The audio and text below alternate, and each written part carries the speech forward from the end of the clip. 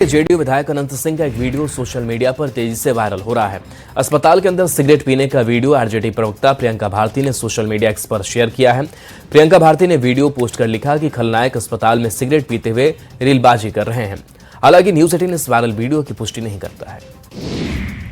समस्तीपुर के राजकीय शिक्षक प्रशिक्षण महाविद्यालय के प्रिंसिपल पर जानलेवा हमला और मारपीट का गंभीर आरोप लगा है। प्रिंसिपल किसी बात को लेकर आवेश में आ गए और पेपर वेट उठाकर आलोक कुमार पर फेंक दी, जिसके बाद उसका सिर पीछे से गंभीर रूप से जख्मी हो गया। इसके बाद कॉलेज पर जमकर हंगामा हुआ। खगड़िया के मानसी के रहने वाले आलोक कुमार बीएड कॉलेज में कंसल्टेंसी के पद पर कार्यरत थे। पटना के पालीगंज पुलिस को ट्रैक्टर और ट्रेलर चोरी कांड में बड़ी सफलता मिली है। चोरी कांड में शामिल 2 अभियुक्तों को गाड़ी के साथ पुलिस ने गिरफ्तार किया है। पुलिस ने औरंगाबाद के हसपुरा थाने के नरसर गांव से ट्रैक्टर को जब्त किया। इस चोरी का मास्टरमाइंड रवि कुमार बताया जा रहा है, जिसकी गिरफ्तारी के लिए छापेमारी जारी है। दानापुर के आईआईटी आमहारा थाना पुलिस ने दोस्त की हत्याकांड में चौंकाने वाला खुलासा किया है। पुलिस के मुताबिक एक्सीडेंटल बीमा का पैसा लेने के लिए दोस्त की हत्या की गई। बीमा का पैसा लेने के लिए ईंट से पूछकर दोस्त की हत्या की गई और फिर सड़क के किनारे बाइक के नीचे दबाकर एक्सीडेंटल मौत बताई गई। बीमा की राशि लेने की साजिश अमित कुमार साहा के दोस्त और नॉमिनी सतीश ने पूरी वारदात की पटकथा लिखी थी। बोकारो के सेक्टर 4 क्षेत्र में दुकानदार पर 5 से ज्यादा लोगों ने जानलेवा हमला कर दिया। हमले में दुकानदार सुरेश मंडल गंभीर रूप से घायल हो गए। हालांकि पुलिस ने आरोपी युवक को स्थानीय लोगों की मदद से पकड़ लिया। बताया जा रहा है कि टैटू बनाने को लेकर विवाद हुआ था। पटना में कुख्यात कोड़ा गैंग ने एक बार फिर से दस्तक दे दी है। बेउर थाना क्षेत्र में ऑटो सवार बुजुर्ग से 1 लाख रुपए की छिनतई कर ली। घटना के बाद पुलिस ने सक्रियता दिखाते हुए गिरोह के एक सदस्य को गिरफ्तार कर लिया। कोड़ा गैंग की गिरफ्तारी से साफ है कि यह गिरोह अब पटना को भी अपना सॉफ्ट टारगेट बना रहा था।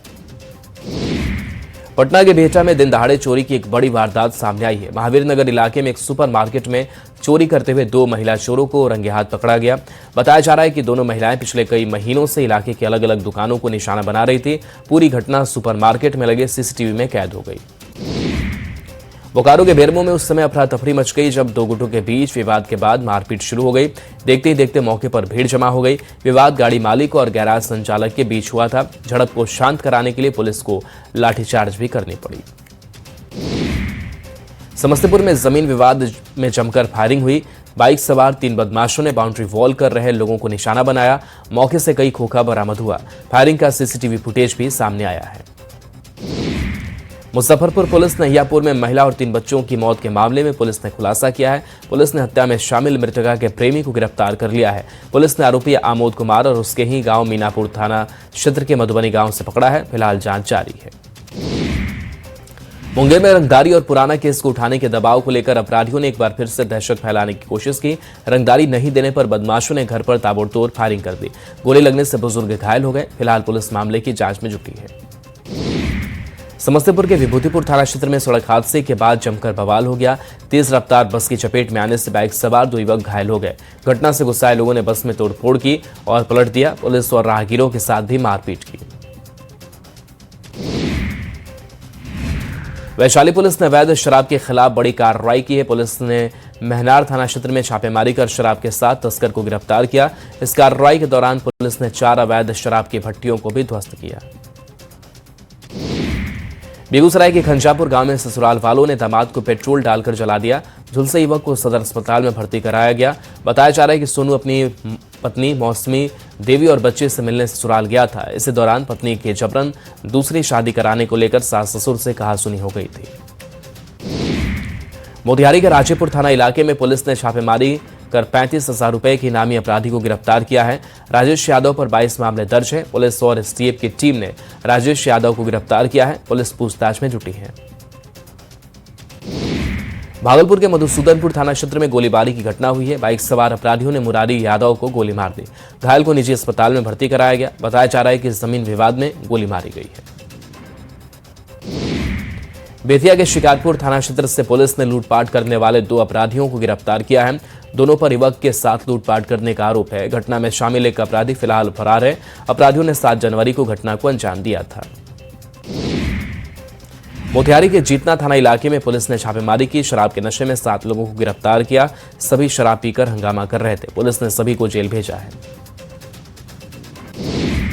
धनबाद के चिरकुंडा थाना क्षेत्र में नशे को लेकर पुलिस ने कार्रवाई की। पुलिस ने ब्राउन शुगर और कट्टा के साथ तस्कर को गिरफ्तार किया। पुलिस ने वाहन चेकिंग के दौरान कार्रवाई की। कार्रवाई के दौरान एक तस्कर फरार हो गया। बेतिया पुलिस ने 38 किलो गांजा जब्त किया है। बरामद गांजे की कीमत 1 करोड़ रुपए बताई जा रही है। गांजा के साथ 2 तस्करों को गिरफ्तार किया गया है। दोनों कार से गांजा की खेप नेपाल से लेकर आ रहे थे। गुमला में अवैध नशे के खिलाफ पुलिस ने बड़ी कार्रवाई की। छापेमारी कर 132 किलो गांजा के साथ 4 तस्करों को गिरफ्तार किया। बरामद गांजे की कीमत 70 लाख रुपए बताई जा रही है। तस्कर 2 कार से गांजा की खेप लेकर आ रहे थे। मुजफ्फरपुर में 1 करोड़ रुपए की जब्त शराब पर बुलडोजर चला। 8000 लीटर शराब को बुलडोजर से नष्ट किया गया। शराब नष्ट करने की कार्रवाई कैमरे में कैद हुई है। बता दें कि कई जगहों पर कार्रवाई कर शराब को जब्त किया गया था। गोड्डा पुलिस ने नशे के खिलाफ कार्रवाई की। 2 ग्राम ब्राउन शुगर के साथ 2 तस्करों को गिरफ्तार किया। दोनों रोहतारा गली नंबर 2 में ब्राउन शुगर की खरीद बिक्री कर रहे थे। नशे के खिलाफ पुलिस की लगातार कार्रवाई जारी है।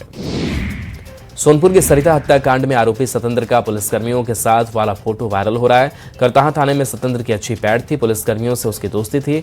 माना जा रहा है कि यही वजह रही कि हत्या के बाद घर से 30 किलोमीटर दूर जाकर सतेंद्र ने सरिता के शव को फेंक दिया था। पटना के वीरचंद पटेल पथ पर स्थानीय लोगों ने बुलडोजर कार्रवाई के खिलाफ प्रदर्शन किया।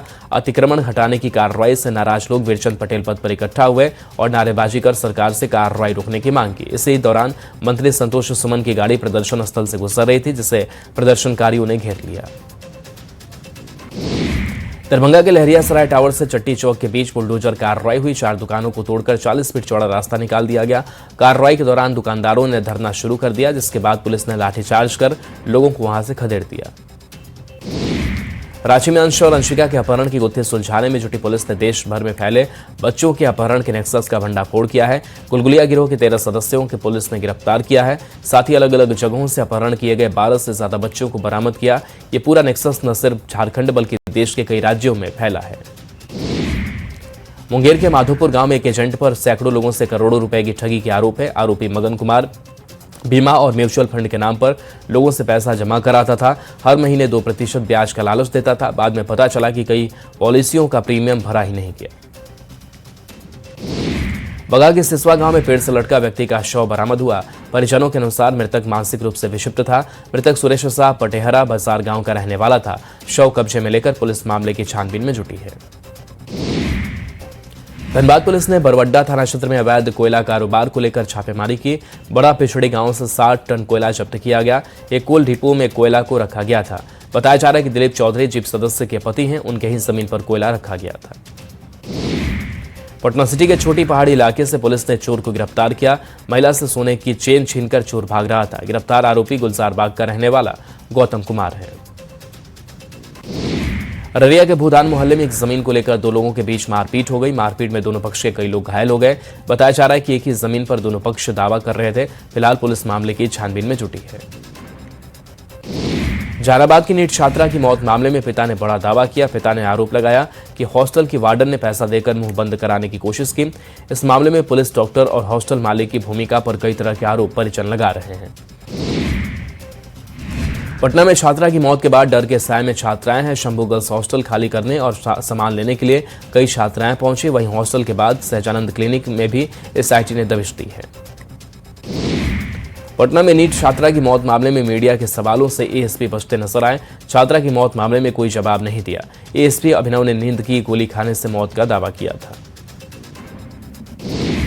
सोनपुर में सरिता की हत्या कर दारोगा की गाड़ी से शव फेंकने के मामले में बड़ी कार्रवाई हुई है। एफएसएल की टीम को दारोगा की जब्त गाड़ी से बाल के सैंपल मिले हैं, जिसके बाद सैंपल की जांच के लिए लैब भेजा गया है। साथ ही पुलिस ने गाड़ी को सारण पुलिस के हवाले कर दिया। नवादा के राजेंद्र नगर मोहल्ले में बुजुर्ग महिला की हत्या मामले का पुलिस ने खुलासा किया है। पुलिस के अनुसार सावित्री देवी की बहू ने ही सुपारी देकर हत्या कराई थी। जमीन विवाद में बहू ने सास की 50,000 रुपए में सुपारी दी थी। बहू समेत 4 लोगों को पुलिस ने गिरफ्तार किया है। रांची के पंडराउपी इलाके में जमीन विवाद में 2 गिरोह के बीच गोलीबारी हुई। दोनों गुटों ने एक दूसरे पर कई राउंड फायरिंग की। घटना में दोनों गुटों के 3 लोग गंभीर रूप से घायल हो गए। चतरा के गिद्धौर थाना क्षेत्र में पिछले 20 दिन से 14 साल की मुन्नी कुमारी लापता है। पुलिस अभी तक मुन्नी को खोजने में पूरी तरह से नाकाम साबित हुई है। परिजन पुलिस पर संवेदनहीनता का आरोप लगा रहे हैं। बता दें कि मुन्नी कुमारी 28 दिसंबर से लापता है। कोडरमा के बहादुरपुर में स्थित सील किए गए विस्फोटक मैगजीन से विस्फोटक चोरी का मामला सामने आया है। चोरों ने मैगजीन से करीब 21 कार्टन जिलेटिन पावर जेल की चोरी कर ली। यह मैगजीन कोडरमा और गया पुलिस ने संयुक्त कार्रवाई के बाद सील की थी। 2016 में गया चट्टी के बालाचट्टी थाना पुलिस ने वाहन से भारी मात्रा में डिटोनेटर और जिलेटिन बरामद किया था।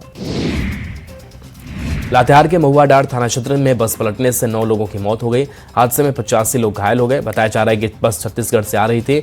ओरसा घाटी में बस पलटने से हादसा हो गया।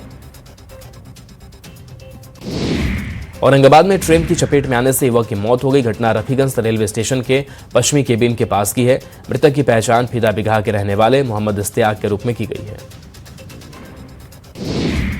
मोतिहारी में सड़क हादसे में मासूम की मौत हो गई। नाराज लोगों ने सड़क जाम कर जमकर हंगामा किया। आरोपी ड्राइवर पर कार्रवाई की मांग की। बताया जा रहा है कि बेकाबू वैन के टक्कर मारने से बच्चे की मौत हो गई।